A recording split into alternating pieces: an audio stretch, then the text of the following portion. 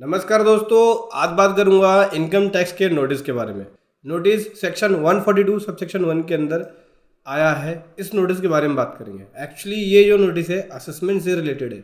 इससे पहले 143 का नोटिस आ चुका है इनके पास। अब सेकंड नोटिस दिया है 142 का। 142 सब सेक्शन 1 के अंदर जो भी आपने डिडक्शंस लिए उसका प्रूफ मांगते हैं, या फिर जो भी डॉक्यूमेंट आपने जो अपनी इनकम रिपोर्ट करी है उसका प्रूफ मांगते हैं। असेसमेंट ईयर 24-25 के लिए इस तरह का नोटिस, बहुत सारा नोटिस आ रहा है। मैंने बहुत सारे इस तरह के नोटिस को हैंडल किया है। आज की इस वीडियो में बताऊंगा कि कैसे इस तरह के नोटिस का रिप्लाई करेंगे और क्या सॉल्यूशन होगा। उससे पहले बताना चाहूँगा, जो भी भाई बंधु मेरे चैनल पर पहली बार इस वीडियो को पहली बार देख रहे हैं, जिन्होंने अभी तक सब्सक्राइब नहीं किया, सब्सक्राइब कर लीजिए। साथ ही साथ बेल आइकन पे भी क्लिक कर लीजिए ताकि इस तरह का कंटेंट आपको मिलता रहे दोस्तों। दोस्तों, ये जो नोटिस है असेसमेंट ईयर 24-25 के लिए है। असेसमेंट ईयर 24-25 की नोटिस का रिप्लाई देना है, जहाँ बोल रहे हैं कि जो आपने इससे पहले जो नोटिस भेजा था उसके बाद ये सेकंड नोटिस है, और सेकंड नोटिस में जो डॉक्यूमेंट मांगे गए हैं उसका प्रॉपर आपको रिप्लाई करना है। एक डेट बताइए। एनेक्सर के अंदर बोल रहे हैं कि भाई एनेक्सर जो दिया है उस एनेक्सर में डिटेल्स है, जो डॉक्यूमेंट्स मांगी है वो बताओ, उसका एक्सप्लेनेशन दो जो क्वेरी रेज की गई है। तो ये एनेक्सर है। यहाँ बोलते हैं कि आपने डिडक्शन 80E का लिया है, ठीक है, toward interest on education loan. Educational loan पे जो इंटरेस्ट पे किया है उसका आप 80E में डिडक्शंस लेते हो। तो ये बोल रहे हैं कि हमें डॉक्यूमेंट्स चाहिए जो आप ये डिडक्शन ले रहे हो। क्या क्या डॉक्यूमेंट होगा?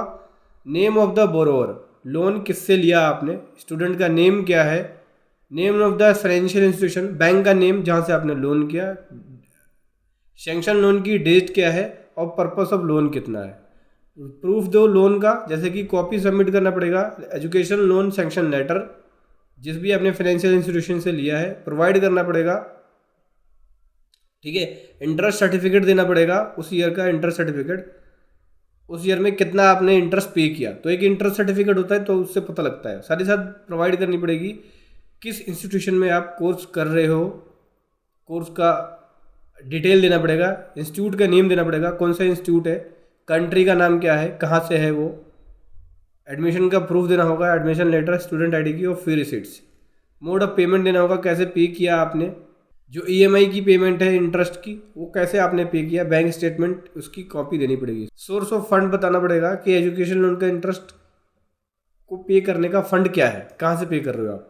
ये सारे डॉक्यूमेंट देना पड़ेगा। 142 का नोटिस बहुत सारे लोगों का आ रहा है। जो लोग डिडक्शन ले रहे हैं, चाहे वो 80C का डिडक्शन हो, 80D का डिडक्शन हो, HRA हो, हाउस रेंट हो, कोई भी एग्जेम्पशन क्लेम किया आपने फॉर्म 16 में, तो वो सारे डॉक्यूमेंट्स मांग रहे हैं।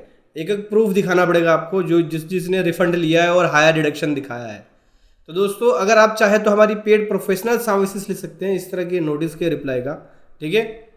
लिंक वीडियो के डिस्क्रिप्शन में मिल जाएगा पेड प्रोफेशनल सर्विसेज के लिए। अब ऐसे में जिन्होंने फेक डिडक्शन ले रखा है, जैसे कि अभी ये जो मैं आपको SSC बता दूँ एक्चुअल केस क्या है, इसने ये जो डिडक्शन लिया है फेक लिया है, इसके पास कोई भी डॉक्यूमेंट नहीं है। तो अभी क्या होगा, जितना अमाउंट लिया है वो डिजला हो जाएगा, जितना रिफंड लिया है वो एड बैक होगा, उस पर इंटरेस्ट और पेनल्टी कैलकुलेट होकर टोटल डिमांड बन के आएगी जो इसको देना पड़ेगा। जो टोटल डिमांड बन के आएगी सेक्शन 144 के अंदर आएगी, ठीक है। तो जब वो डिमांड बन के आएगी तो उसको देना पड़ेगा। और जिसका जेन्युइन है डिडक्शंस तो उसको सारे प्रूफ शो करने पड़ेंगे, तो वो बच जाएगा भाई, उसका डिडक्शन डिसअलाउ नहीं होगा। और अगर लगता नहीं कि भाई आपका जेन्युइन डिडक्शन, आपके पास प्रूफ है, फिर भी आपको डिमांड बन के आ रही, तो आप आगे अपील में जा सकते हो, आप आगे फाइट कर सकते हो। ये आपके ऊपर डिपेंड करेगा। तो समझ गए दोस्तों, इस तरह का नोटिस आए तो घबराने वाली बात नहीं है। अगर आपने फेक डिडक्शन ले लिया तब तो देना ही पड़ेगा, और फेक डिडक्शन नहीं है तो आप आगे इसका प्रॉपर एक रिप्लाई बनेगा और रिप्लाई सबमिट करा सकते हो। वीडियो कैसे लगी जरूर बताएं। Thank you so much. जय हिंद, वंदे मातरम।